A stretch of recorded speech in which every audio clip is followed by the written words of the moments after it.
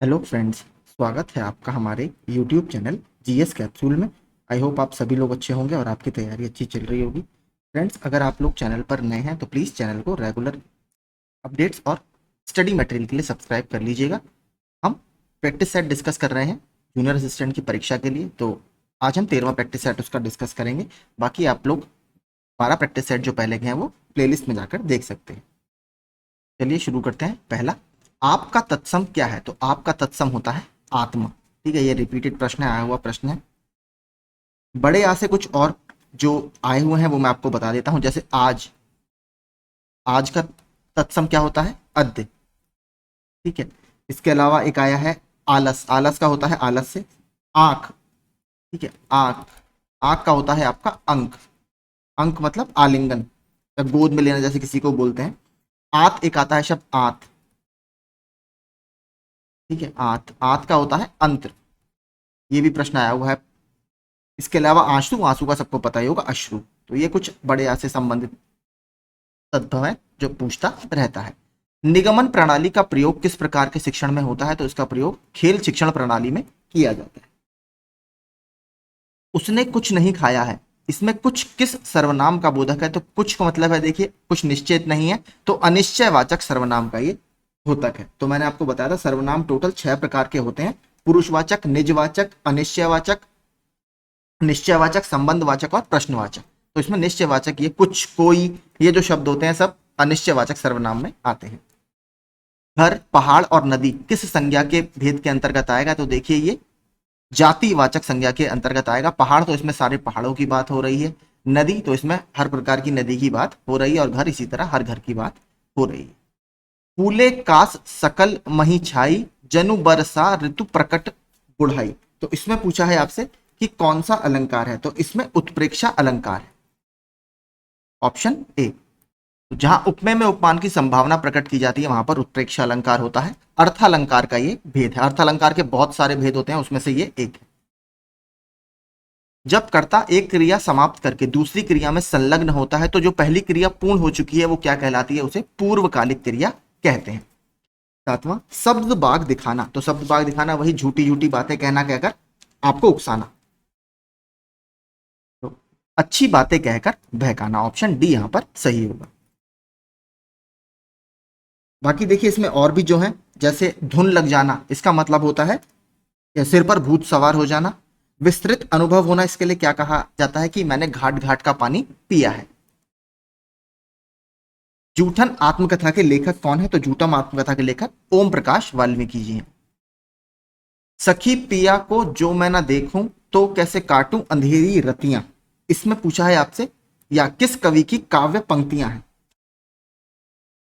तो ये अमीर खुसरो की काव्य पंक्तियां। मैंने आपको बताया था कल, हमने जब हिस्ट्री वाले सामान्य जानकारी वाले सेक्शन में डिस्कस किया था, तो खड़ी बोली के जनक भी माने जाते हैं, तूतीय हिंद इनको कहा जाता है। काफी सारी रचनाएं इनके जिनके बारे में मैंने आपको बताया था। कुछ और दोबारा बता देता हूं। एक खालिक बारी है, हालात एक कन्हैया है, नजराना ए हिंदी है। ये कुछ इनकी प्रमुख रचनाएं हैं। उपचारात्मक शिक्षण में किस अध्यापन प्रक्रिया का प्रयोग अधिक किया जाता है? तो इसमें किसका प्रयोग अधिक किया जाता है? व्यक्तिगत, ऑप्शन बी।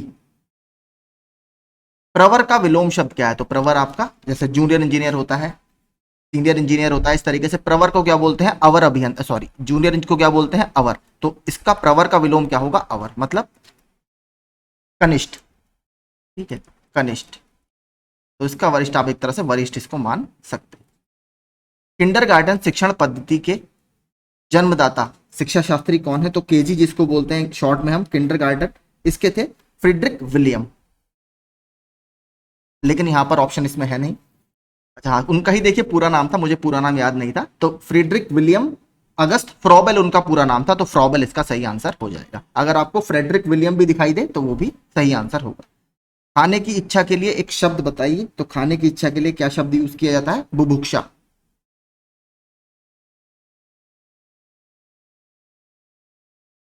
इसके अलावा पीने की इच्छा को लिप्सा बोला जाता है।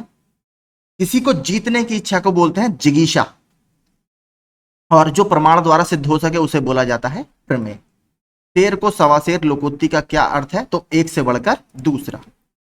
महेंद्र का संधि विच्छेद क्या है? तो देखिए सबसे पहले तो महेंद्र में आपकी है गुण स्वर संधि।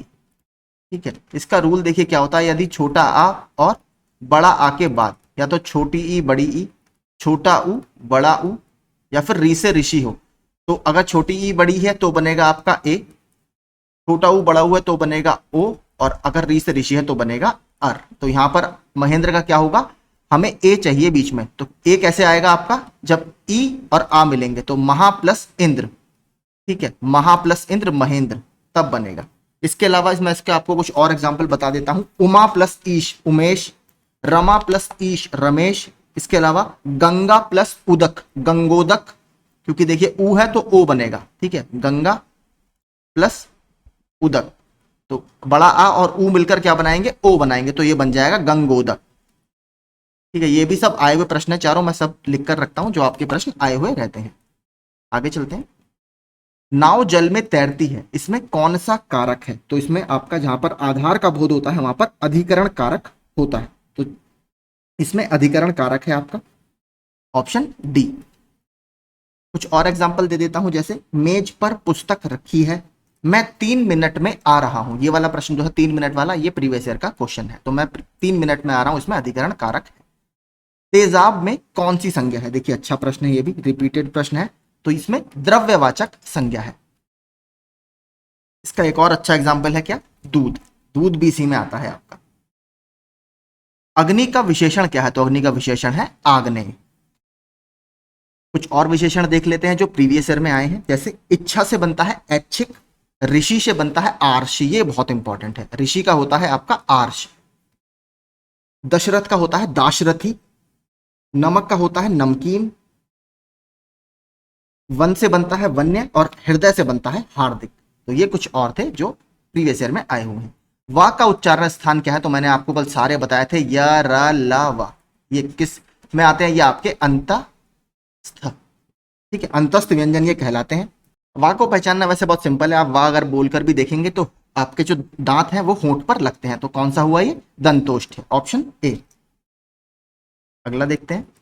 सूरज का 7वां घोड़ा गुनाहों का देवता, ये तो बहुत ही फेमस है, इसे पढ़कर ही समझ जाएंगे आप किसकी रचना है, तो ये धर्मवीर भारती जी की रचनाएं हैं। धर्मवीर भारती की कुछ और रचनाओं की बात करें तो वो देख लेते हैं, जैसे कहानी में इनकी है बंद गली का आखिरी मकान, मुर्दों का गांव, इसके अलावा निबंध इनका एक बहुत फेमस है, देखिए वो पूछता रहता है ठेले पर हिमालय, ठेले पर हिमालय निबंध है धर्मवीर भारती सर का। एक इनका पद्य नाटक है अंधा युग, ये भी बहुत फेमस रचना है इनकी, अंधा युग, ये भी काफी ज्यादा पूछता रहता है। आगे चलते हैं। चमचमात चंचल नयन बिच घूंघट पर झीम, मानहु सुर सरिता विमल जल उछरत जुगमीन, इस पंक्ति में कौन सा अलंकार है? तो इसमें आपका उत्प्रेक्षा अलंकार है, ऑप्शन ए। उत्प्रेक्षा अलंकार का मैं एक और एग्जांपल आपको बता देता हूं जो लगातार पूछता रहता है, जैसे सखी सोहत गोपाल के उर गुंजन की माल, बाहर लसत मनो पिए दावा नल की ज्वाल, ये भी आपका उत्प्रेक्षा अलंकार का उदाहरण है। एक और बता देता हूं, जैसे हंजरीर नहीं लखी परत कुछ दिन साची बात, बाल द्रगन समहीन को करन मनो तप जात, ये भी उत्प्रेक्षा अलंकार का उदाहरण है। दोनों आपके आए हुए हैं अलग अलग एग्जाम्स में, तो उसी के मैंने आपको एग्जाम्पल दे दी। वह खेल रहा है में किस प्रकार की क्रिया है? तो अगर आप देखेंगे तो इसमें अकर्मक क्रिया है। देखिए जिस क्रिया के साथ आपका कर्म का प्रयोग नहीं होता वहां पर अकर्मक क्रिया होती है। हिमालय से गंगा निकलती है, इसमें से किस कारक का प्रयोग हुआ है? देखिए अच्छा प्रश्न, ये लगातार आता रहता है। तो मैंने आपसे कहा था जहां पर पृथक्करण का भाव होता है वहां पर अपादान कारक होता है, तो हिमालय से गंगा के पृथक होने का भाव यहां पर है, तो यहां पर अपादान कारक होगा। राम धीरे धीरे पढ़ता है, इसमें कौन सा अव्यय है? तो राम धीरे धीरे पढ़ता है में क्रिया विशेषण अव्यय है। अव्यय के 4 भेद होते हैं आपके, क्रिया विशेषण अव्यय, समुच्चय बोधक अव्यय, संबंध बोधक अव्यय और विस्मयादि बोधक अव्यय। तो इसमें क्रिया विशेषण अव्यय है। उससे बैठा नहीं जाता है, इसमें कौन सा वाच्य है? तो उससे बैठा नहीं जाता है, इसमें भाव वाच्य है, ऑप्शन ए। ठीक है, इसमें देखिए पैसेज बहुत बड़ा है, इसको पढ़ने में बहुत मेरा समझ आएगा। ठीक है, मैं आपको आंसर बता देता हूं कि प्रगतिवादी कवि किससे जुड़ाव महसूस करता है? क्योंकि बहुत ज्यादा टफ नहीं है, नॉर्मल है, मैंने पढ़ के देख लिया, यहाँ पर पढ़ूंगा तो बहुत ज्यादा समय इसमें चला जाएगा। तो इसमें आंसर है आपका प्रकृति से। लेखक क्या कहना चाहता है, तो 27वें में इसमें मुख्य रूप से आपका प्रगतिवाद की बात की गई है। अगर आप पहला ही शब्द पढ़ेंगे तो प्रगतिवाद क्या है और प्रगतिवादी कवि के दृष्टिकोण क्या क्या होते हैं वो बात इसमें की गई है। 28वां, कौन सा कथन इसमें असत्य है, तो इसमें जो कथन डी है, जीवन के प्रति अलौकिक दृष्टि प्रगतिवादी साहित्य का अधिकार है, ये इसमें गलत है। 29वां,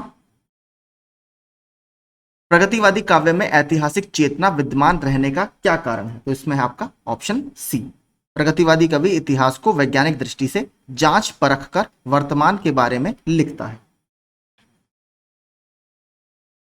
और आखिरी प्रश्न है, प्रस्तुत गद्यांश का उपयुक्त शीर्षक निम्नलिखित में से क्या होगा, तो इसमें होगा आपका प्रगतिवाद, ऑप्शन बी। आप एक बार पूरा पैसेज देख लीजिए आराम से पॉज करके, मैं पूरा दिखा देता हूं। ठीक है, ये पूरा पैसेज है, पॉज करके आप पढ़ लीजिएगा। नीचे इस तरीके से है, ऊपर भी दिखा देता हूं। ठीक है, यहाँ पूरा पैसेज काफी बड़ा है। ठीक है, अब रीजनिंग के आंसर देखते हैं, सामान्य बुद्धि परीक्षण के। पहला है यानी 31वां जो प्रश्न है हमारा, इसमें ऑप्शन सी। 32वां ऑप्शन सी। 33वां ऑप्शन सी। 34वां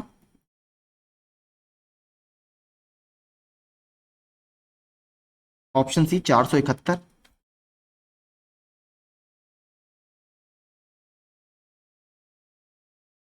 7 बच्चे, इसमें वही आपका रैंकिंग वाला प्रश्न है, कौन किसके दाएं हैं, ऑर्डर वाला। 35वें का है एफ। 36वां प्रश्न आप पढ़ लीजिए।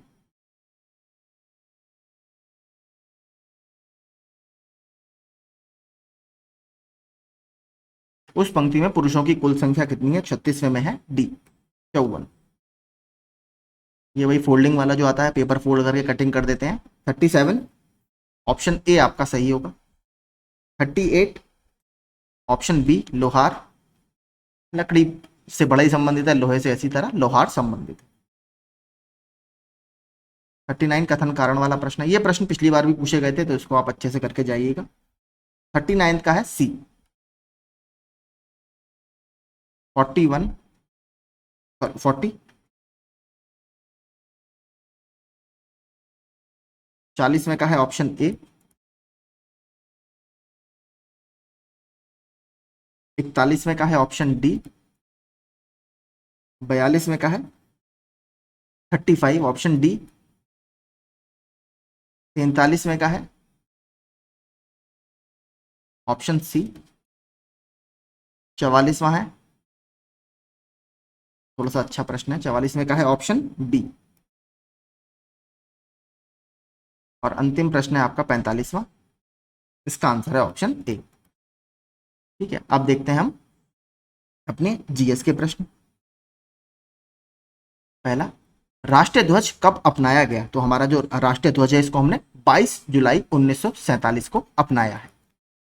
देखिए 3 से 4 इवेंट है जो आजादी के ठीक बाद हमारे लिए इंपॉर्टेंट है। एक तो सबसे पहले हमने झंडा अपनाया, फिर मई 1949 में हमने जो कॉमनवेल्थ की मेंबरशिप है, ठीक है, इंडिया ने उसको रेटिफाई किया। कॉमनवेल्थ नेशन वो नेशन होते हैं जो कभी ना कभी ब्रिटिश सरकार की कॉलोनी या उनका उपनिवेश रहे हैं, तो मई 1949 में हमने इसको रेटिफाई किया।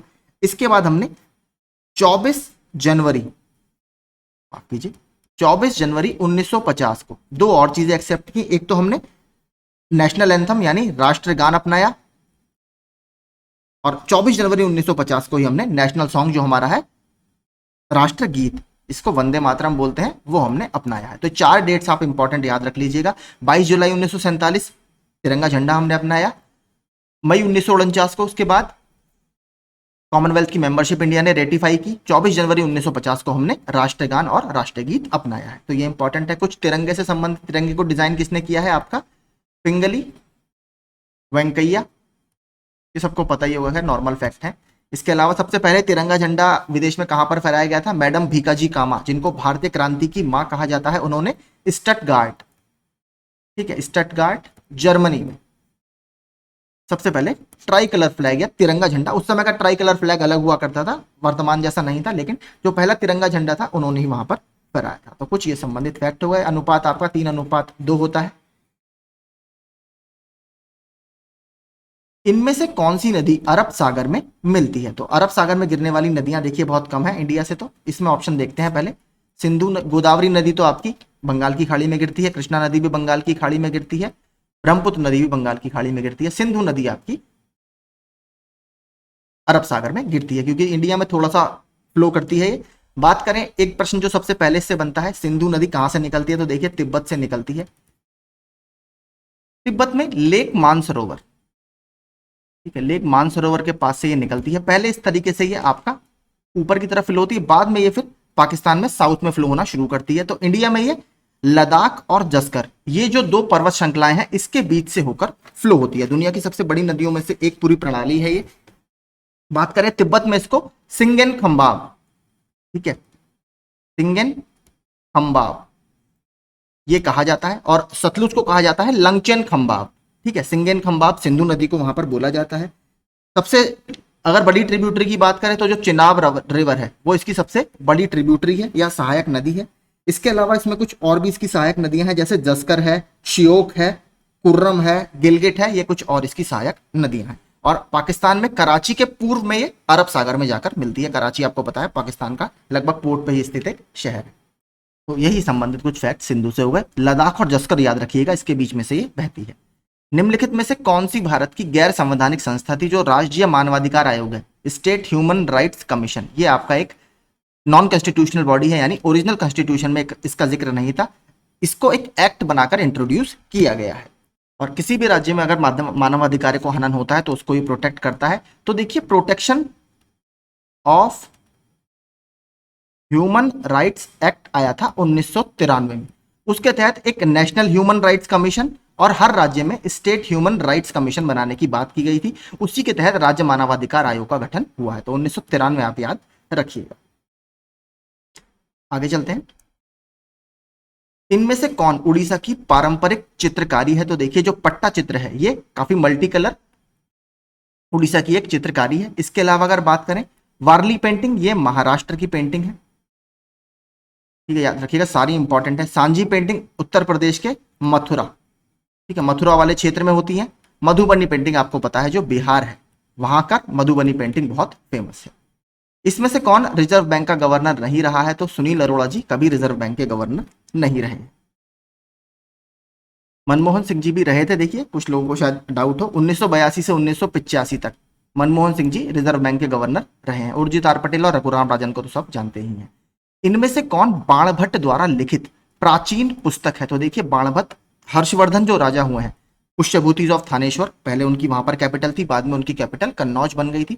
उनके दरबारी कवि हुआ करते थे। बाणभट्ट ने एक तो कादंबरी की रचना की है, ऑप्शन ए आपका सही होगा। इसके अलावा हर्षवर्धन की जीवनी हर्षचरित, ये भी इनके द्वारा लिखी गई है, और संस्कृत भाषा में ज्यादातर ये लोग लिखते थे। अगर बात करें हर्षवर्धन की, हर्षवर्धन ने खुद 3 संस्कृत नाटकों या संस्कृत ड्रामा की रचना की है। तीनों के नाम बता देता हूं, नागनंदा या नागनंद, रत्नावली और प्रियदर्शिका। हर्षवर्धन से संबंधित कुछ और फैक्ट भी पूछ लेता है, बता देता हूं जल्दी से। एक तो नर्मदा नदी के तट पर हर्षवर्धन को किसने हराया था, जिससे हर्षवर्धन का जो दक्षिण में अपना राज्य प्रसार करने का सपना था वो पूरा नहीं हो पाया था? तो इसको पुलकेशिन द्वितीय, बादामी के चालुक्य के एक राजा थे पुलकेशिन द्वितीय, उन्होंने इसको हराया था। और प्रश्न ये पूछता है कि इसकी जानकारी हमें कहां से मिलती है? तो बादामी के जो चालुक्य राजा थे उनका एक इंस्क्रिप्शन है, एहोल इंस्क्रिप्शन, ठीक है। तो एहोल इंस्क्रिप्शन से हमें इसकी जानकारी मिलती है कि पुलकेशिन द्वितीय ने इनको हराया था। इसके अलावा बात करें, कहीं कहीं जगह इनका नाम शिलादित्य, ठीक है, शिलादित्य भी इनका नाम देखा गया है। हर्षवर्धन के टाइम में कौन सा चीनी यात्री भारत में आया था? हुएनसांग भारत में आया था। हुएनसांग ने ही बहुत 2 फेमस बौद्ध गैदरिंग की बात की है, जिसमें एक होती थी कन्नौज में और एक हुई थी प्रयाग में। तो बौद्ध धर्म के लोगों को बहुत ज्यादा प्रमोट हर्षवर्धन किया करता था। तो ये कुछ संबंधित फैक्ट हर्षवर्धन से हो गए। इसमें देखिए और जो है रचनाएं वो भी बहुत इंपॉर्टेंट है। मृच्छकटिका, अभी जो एपीएस का पेपर हुआ था लोक सेवा आयोग का, 2023 का, उसमें पूछा गया था कि मृच्छकटिका के राइटर कौन है, तो शूद्रक, शूद्रक के द्वारा किताब लिखी गई है। गीत गोविंद जयदेव, ठीक है, जयदेव के द्वारा लिखी गई है, संस्कृत का पूरा ये टेक्स्ट है। जयदेव के बारे में एक बार पूछ लिया था कि जयदेव जो है वो कौन से राजा के राज्य में थे, तो एक तरह से ये लक्ष्मण सेन, जो सेन वंश था बंगाल का, लक्ष्मण सेन उसके अंतिम राजा थे, उन्हीं के कार्यकाल में ये थे, तो जयदेव इसके कार्यकाल में थे। एक बार देखिए याद रखिएगा, जो उड़ीसा का क्लासिकल डांस है उड़ीसी और मणिपुरी, जो मणिपुर का क्लासिकल डांस है, उड़ीसा या ओडिसी और मणिपुरी में हमें गीत गोविंद की जो जयदेव की जो गीत गोविंद है, इसका थोड़ा थोड़ा इन्फ्लुएंस देखने के लिए मिलता है, प्रभाव देखने के लिए मिलता है, यानी जो डांस की थीम्स हैं वो इसी किताब पर आधारित है। मेघदूतम ये तो कालिदास की है, कालिदास को शेक्सपियर ऑफ इंडिया बोला जाता है। विक्रमादित्य सेकंड के कार्यकाल में ये थे, या चंद्रगुप्त सेकंड विक्रमादित्य के कार्यकाल में थे, जो गुप्त वंश के एक बहुत प्रभावी राजा हुए हैं।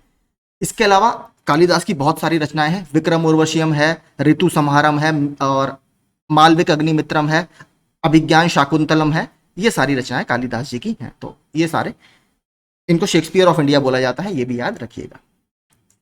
इसमें से पारसी नववर्ष को किस नाम से जानते हैं, तो नवरोज के नाम से जाना जाता है। उगाड़ी आपको देखा होगा महाराष्ट्र वगैरह में लोग मनाते हैं। वॉर एंड पीस पुस्तक किसके द्वारा लिखी गई है, तो ये लियो टॉल्स्टॉय के द्वारा लिखी गई एक किताब है। डेबिट कार्ड पर कितनी संख्याएं होती हैं, तो डेबिट कार्ड आप सभी ने देखा होगा, डेबिट कार्ड में कितना संख्याएं होती हैं आपकी, जो हमें डालनी भी पड़ती हैं जब हम कहीं पेमेंट वगैरह करते हैं। तो टोटल इसमें 16 अंक आपके होते हैं, 4 4 4 4 की कैटेगरी में वो बटे रहते हैं, ठीक है। तो हर इसमें जो कोड है देखिए, उसका एक विशिष्ट अंक होता है। जो पहले 6 अंक होते हैं, ठीक है, वो आपके बैंक की पहचान संख्या या बैंक आइडेंटिफिकेशन नंबर होते हैं, और बाकी के जो 10 अंक होते हैं वो कार्ड धारक का एक विशिष्ट अकाउंट नंबर होता है, जो स्पेसिफिक आपने कार्ड लिया है जिस इंसान ने, उसको इंडिकेट करता है।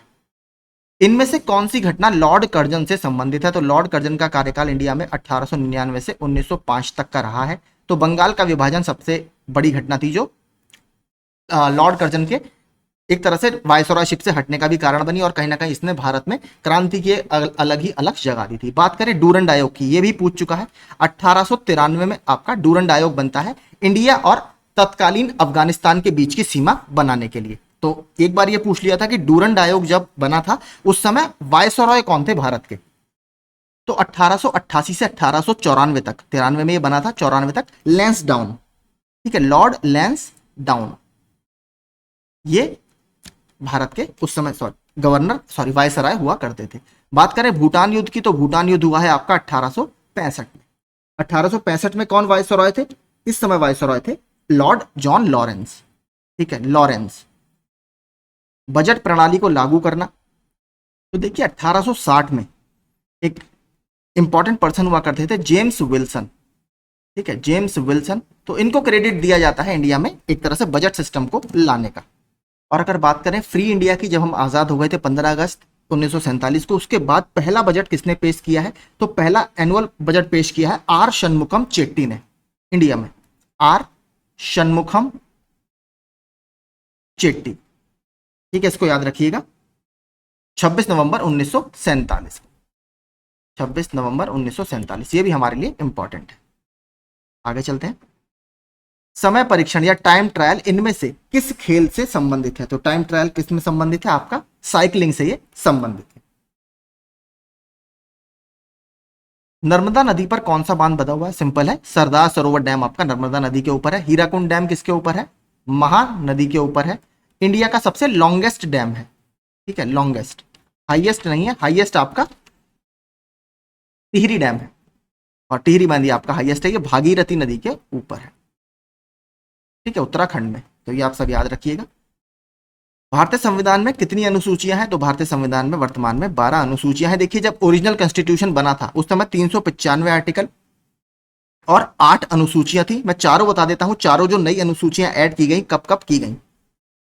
सबसे पहले 1951 में आता है आपका फर्स्ट कॉन्स्टिट्यूशनल अमेंडमेंट एक्ट, पहला संवैधानिक संशोधन अधिनियम, उसके तहत आपका 9th शेड्यूल जोड़ा जाता है। फिर 52वां संविधान संशोधन अधिनियम आता है 1985 में, जिसको हम बोलते हैं दल बदल कानून, ये जोड़ता है आपका 10th शेड्यूल या 10वां अनुसूची। फिर 73वां और 74वां संविधान संशोधन आता है, पंचायती राज से संबंधित है, 1992 में। वो जोड़ता है आपका 11वीं और 12वीं अनुसूची। तो ये 4 सूचियां बाद में जोड़ी गई हैं। अब हमारे पास प्रेजेंट कंडीशन में 12 अनुसूचियां हैं। जनगणना 2011 के अनुसार भारत का जन घनत्व कितना है? तो 2011 की हमारी लास्ट सेंसस हुई है, इसके अनुसार 382 व्यक्ति प्रति वर्ग किलोमीटर हमारा जनसंख्या घनत्व है। सबसे ज्यादा जनसंख्या घनत्व कहां पर है? सबसे ज्यादा है 1106 बिहार में। उत्तर प्रदेश का कितना है? उत्तर प्रदेश का है 829 पर्सन पर स्क्वायर किलोमीटर, यानी प्रति वर्ग किलोमीटर में 829 लोग हमें यहां देखने के लिए मिलेंगे उत्तर प्रदेश में। सबसे कम की बात करें तो राज्यों में अगर बात करें तो सबसे कम है आपकी अरुणाचल प्रदेश की।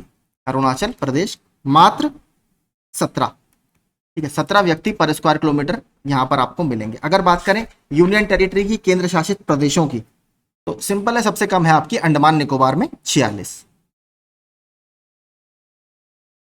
आगे चलते हैं। इलेक्ट्रॉन की खोज किसने की है? तो इलेक्ट्रॉन की खोज जे टॉमसन के द्वारा की गई है। कब की थी? 1897 में, ठीक है, जे टॉमसन, ऑप्शन ए।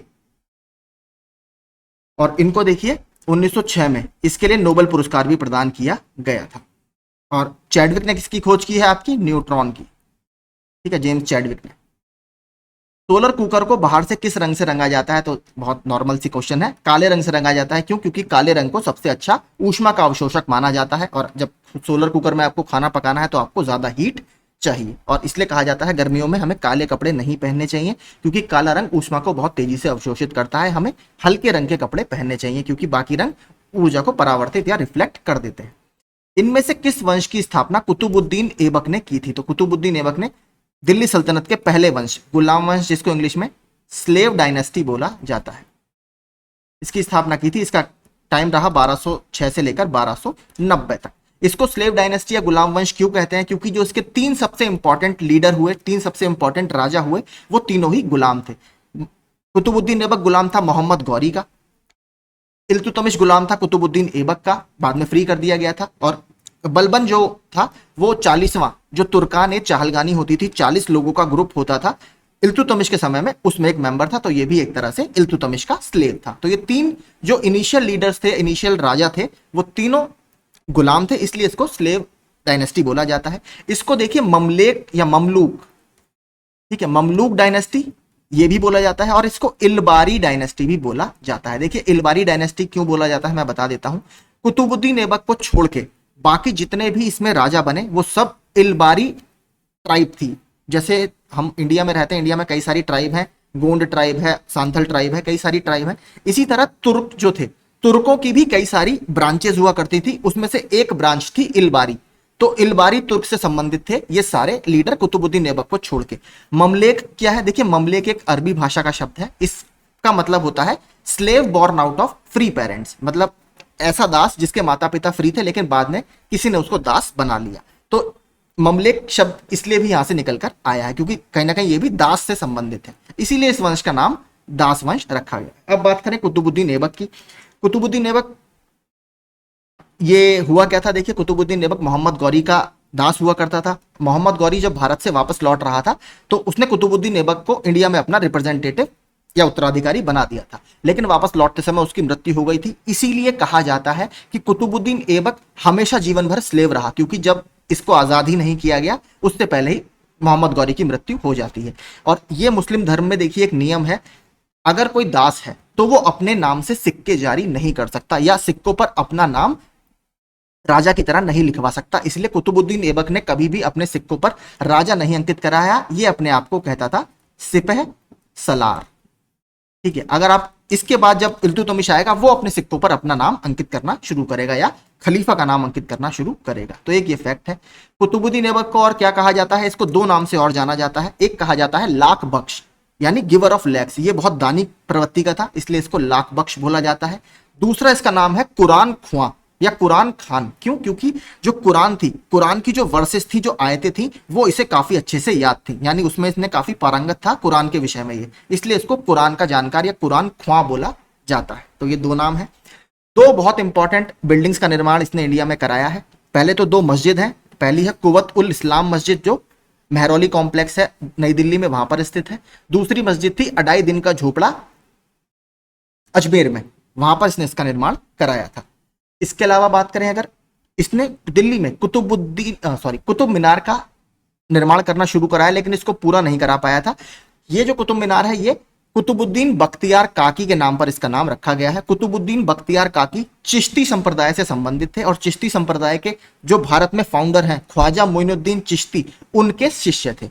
ये आप याद रखिएगा, ये शायद बहुत कम लोगों को पता हो। तो कुतुबुद्दीन बख्तियार काकी ख्वाजा मोइनुद्दीन चिश्ती के भारत में शिष्य थे। तो उस ये सारे संबंधित कुछ फैक्ट्स हो गए कुतुबुद्दीन ऐबक से।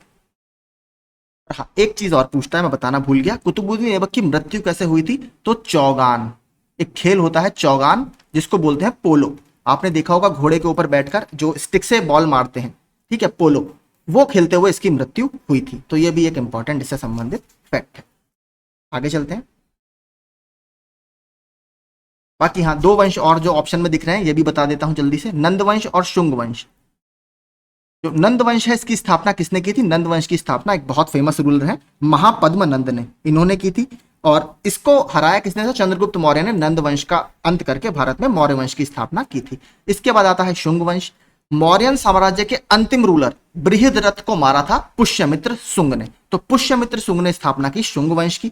यह कहा जाता है कि पतंजलि ने पुष्यमित्र शुंग के लिए 2 आपके यज्ञ भी किए थे। इसकी जानकारी हमें साकेत अभिलेख से मिलती है। ठीक है, ये इंपॉर्टेंट है, मैं फिर बता रहा हूं, याद रखिएगा। प्रश्न यही आया था कि हु परफॉर्म्ड 2 अश्वमेध यज्ञ फॉर पुष्यमित्र शुंग। तो पतंजलि ने, यह कहा जाता है कि 2 अश्वमेध यज्ञ इसके लिए परफॉर्म किए थे। तो ये आप याद रखिएगा, कुछ और फैक्ट्स मैंने आपको बता दिए। अगला देखते हैं, भारतीय संविधान के किस अनुच्छेद के तहत हिंदी को आधिकारिक राजभाषा घोषित किया गया? तो अनुच्छेद 343। 360 भी थोड़ा सा इंपॉर्टेंट है, किसकी बात की जाती है इसमें? फाइनेंशियल इमरजेंसी या वित्तीय आपातकाल की बात इसी आर्टिकल के तहत की जाती है। भारत में अभी तक एक बार भी वित्तीय आपातकाल नहीं लगा है। 352 में बात की जाती है नेशनल इमरजेंसी, राष्ट्रीय आपातकाल की। 356 में बात की जाती है स्टेट इमरजेंसी या प्रेसिडेंट रूल, राष्ट्रपति शासन की, राज्यों में अगर वहां पर कॉन्स्टिट्यूशनल मशीनरी फेल हो जाती। सिखों के 5वें गुरु कौन थे? तो देखिए, प्रश्न आपको लग रहा होगा टोटल सिखों के 10 गुरु हैं। तो देखिए 5वें और 9वें, ये 2 गुरु सबसे इंपॉर्टेंट है। 5वें सिख गुरु थे आपके गुरु अर्जुन देव। यही वो टाइम था जब मुगलों और सिखों के बीच में जो संबंध थे खराब हो गए थे। जहांगीर के द्वारा गुरु अर्जुन देव की हत्या करा दी गई थी, ये याद रखिएगा। और जो 9वें सिख गुरु थे गुरु तेग बहादुर, ये इधर लिख देते हैं, तेग बहादुर, ठीक है। तेग बहादुर का सर धड़ से अलग करा दिया था औरंगजेब ने, ठीक है। तो ये 2 सिख गुरु जरूर आप याद रखिएगा, गुरु अर्जुन देव और गुरु तेग बहादुर। 5वें सिख गुरु थे अर्जुन देव, इनकी हत्या करा दी थी जहांगीर ने, और 9वें की हत्या कराई थी औरंगजेब ने। इनमें से किस राशि की एसआई मात्रक का नाम ब्लेस पास्कल के नाम पे है? तो जो दाब का मात्रक है वो है आपका पास्कल।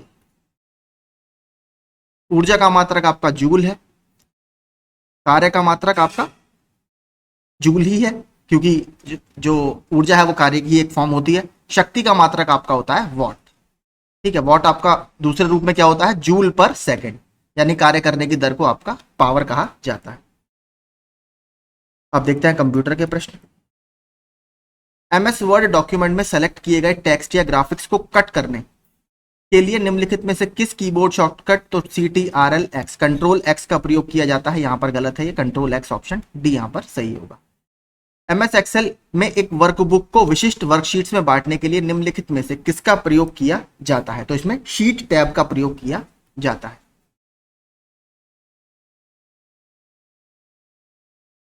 अगले देखते हैं, प्राप्त ईमेल को देखने और प्रबंधित करने के लिए आमतौर पर निम्नलिखित में से किस विकल्प का प्रयोग किया जाता है? तो इनबॉक्स आप इसमें पूरा अपना खोलते हैं, वहीं पर आपको सारे ऑप्शंस दिखाई देते हैं। एमएस वर्ड में टेक्स्ट फॉर्मेटिंग के संदर्भ में निम्नलिखित में से कौन सा विकल्प इफेक्टा श्रेणी से संबंध रखता है? तो स्ट्राइक थ्रू, ऑप्शन ए। अगला, एमएस वर्ड में किसी पिक्चर, प्रोग्राम, वेब या ईमेल एड्रेस का लिंक बनाने के लिए निम्नलिखित में से किस फीचर का प्रयोग किया जाता है? तो हाइपरलिंक। कैसे आप ऐड करते हैं? कंट्रोल+K, ठीक है। कंट्रोल के दबाएंगे तो आपको लिंक वहां पर आप टेक्स्ट में ऐड कर सकते हैं एमएस वर्ड में।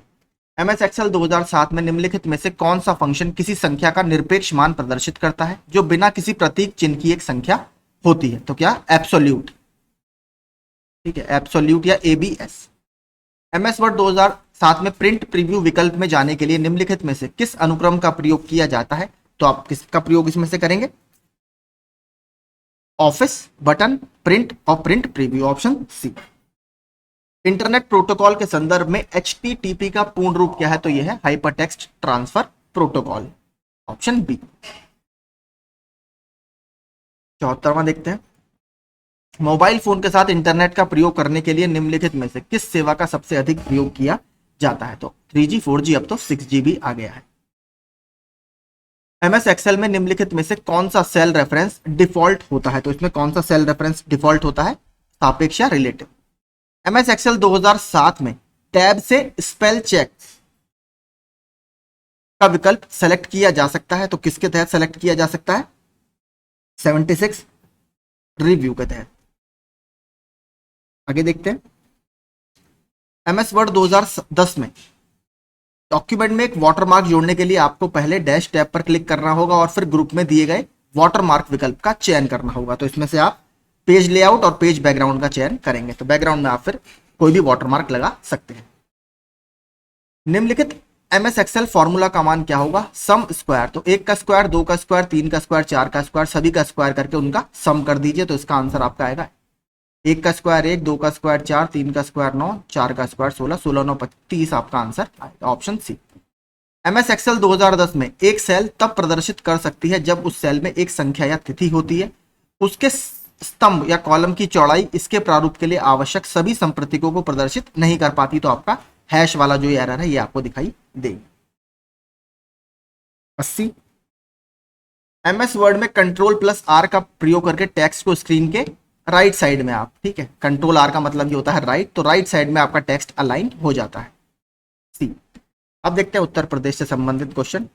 उत्तर प्रदेश में खरीफ फसल की बुआई होती है, तो सबसे पहले देखिए खरीफ फसल जो होती है इसको ग्रोथ के समय, ठीक है, इसको ग्रोथ के समय क्या चाहिए होता है? वाटर चाहिए होता है काफी। तो भारत में मानसून आता है आपको पता है जून के महीने में, तो जून से जुलाई के दौरान ही इस फसल की बुआई की जाती है। सबसे इंपॉर्टेंट खरीफ फसल है आपकी राइस या धान। इसके अलावा और कौन कौन सी है? मक्का है, ठीक है, ज्वार बाजरा है, तंबाकू है, गन्ना है, जूट, मूंग, उड़द, कपास, ये जितनी भी आपकी फसलें हैं सब खरीफ फसलों में आती हैं।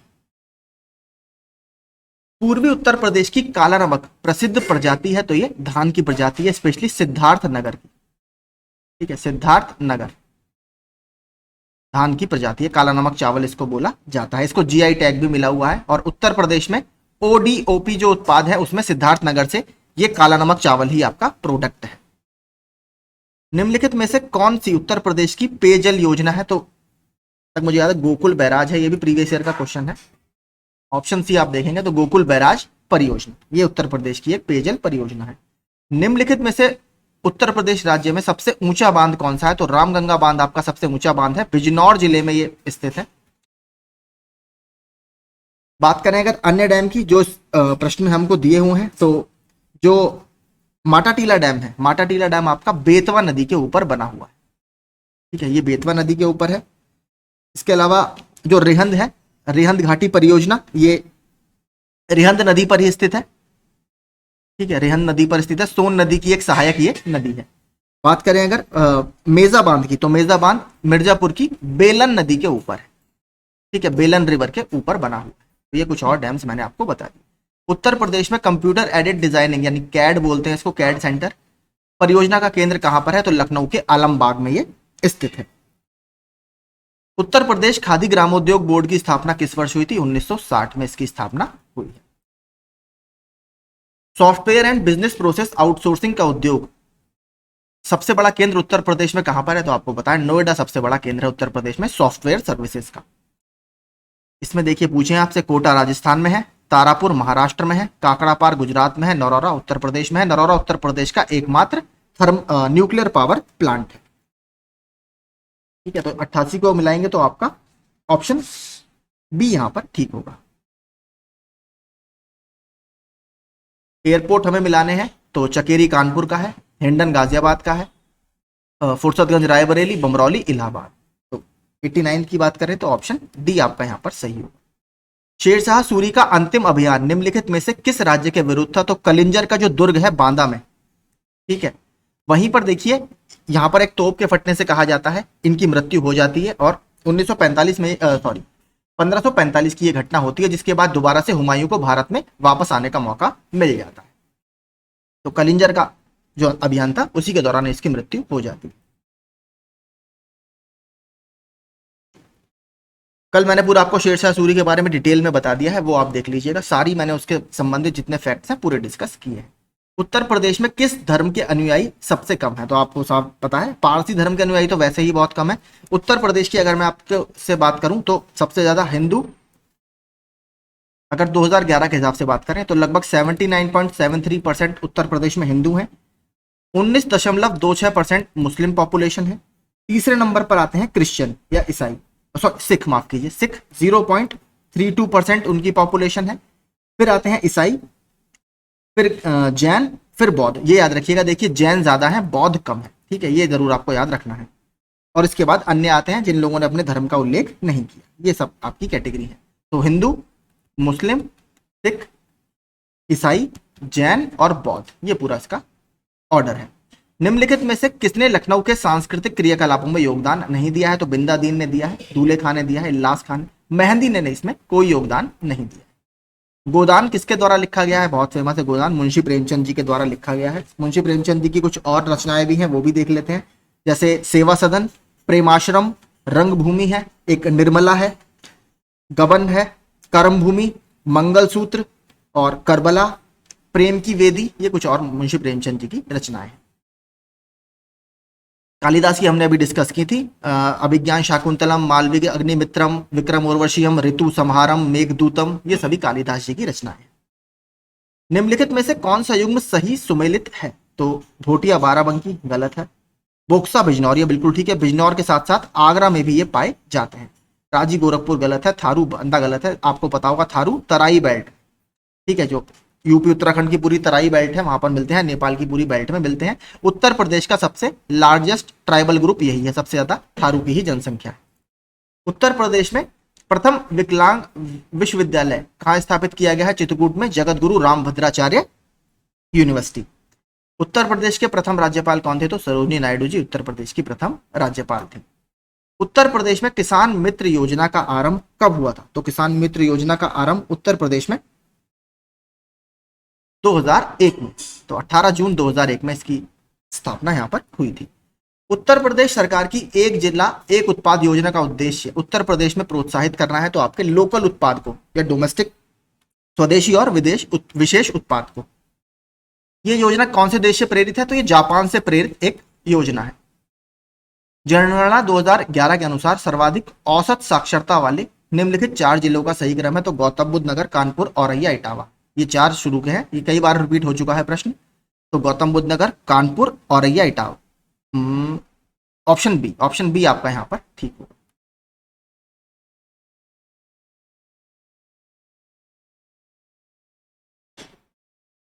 अगला देखते हैं अंतिम प्रश्न। निम्नलिखित में से उत्तर प्रदेश के किस शहर में भारतीय प्रौद्योगिकी संस्थान यानी आईआईटी उपस्थित है? तो आईआईटी आपका 2 है उत्तर प्रदेश में, एक है कानपुर में, एक है